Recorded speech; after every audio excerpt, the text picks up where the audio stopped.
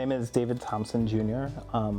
Professionally, I'm the Director of Diversity, Equity, Inclusion, and Justice at the Bishop School in La Jolla. And then I volunteer as co-chair for the Board of Directors of San Diego Pride.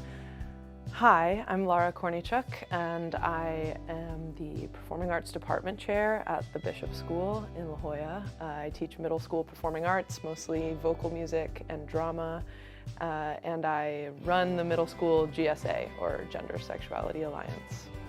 Do I buy Pride merch? Yes, I do.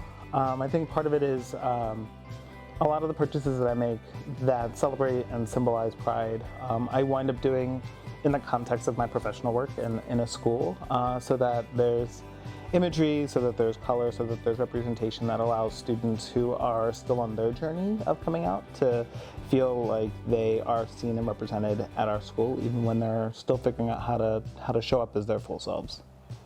I have bought some Pride merch here and there. I wouldn't say that I'm a huge connoisseur. I have, bought a few rainbow accented articles of clothing, especially going into Pride Month, knowing that I would be going to events where wearing rainbows was a thing. But as far as like expression of being part of the LGBTQ community, I feel like I express that in my style in more subtle ways, like the way I cut my hair, or the fact that I tend to present on a more masculine side than like the stereotypical adult female does, but not in a way where it's like my shirt says I'm gay. I definitely still put my values into my clothing, but generally not in the kind of loud and proud way that we see in June.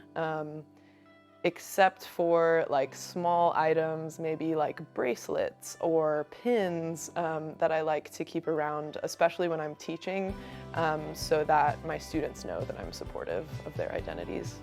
I think about, there's an expression, a saying that says, be who you needed when you were young. And when I was a teenager in the 90s and early 2000s, queer and LGBT representation in the media was certainly not what it is today. Oftentimes, LGBT characters, queer characters, they were a trope, so they were made to be the brunt of a joke. They were often sort of a side character with very little depth, very little dimension, or they were a sick and dying AIDS patient. And so when I was younger and trying to figure out who I was, I didn't see many positive representations of queer people and queer lives around me. I believed that the people who knew me and loved me would still love me, but I didn't know how to show up as an adult. And so it's actually really important for me to be an adult now who has symbols of pride and safety, gender and queer affirming spaces with the students that I work with, so that they know that there are positive representations of LGBT and queer adults who are navigating the world and the society that they will inherit.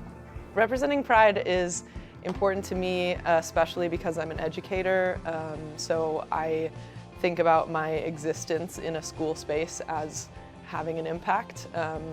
And so I guess the way I think of it is, if I show that I can live my identity proudly in this space, then I'm opening the door for other people, colleagues and students, to live their identities in the space confidently. And so the more I come to embrace the way that I express my identity, I feel proud of that, sure, but for me it's way more about like setting the example for others to allow them that same comfort.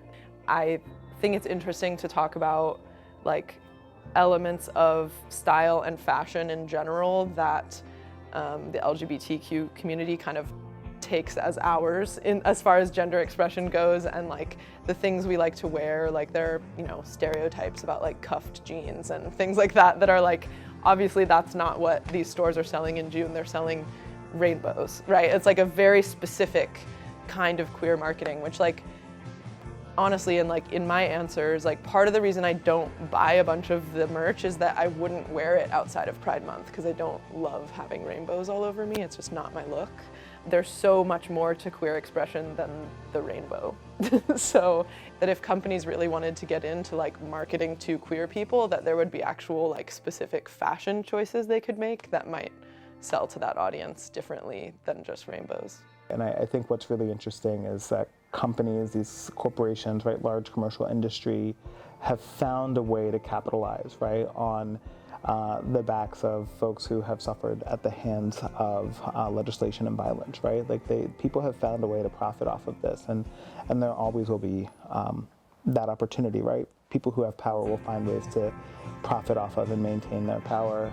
But very specifically, right, like the month of June comes, everything is a rainbow, and then June 30th and all the rainbows are gone. And I think that for most people who, especially for folks who are queer, like that level of affirmation that's a year-round thing, right? Like Pride Month doesn't stop in June for people who identify as LGBT. Do I think that 10% of profits from a large corporation's Pride collection sale is enough? No, I don't think it's enough. I think it's better than zero.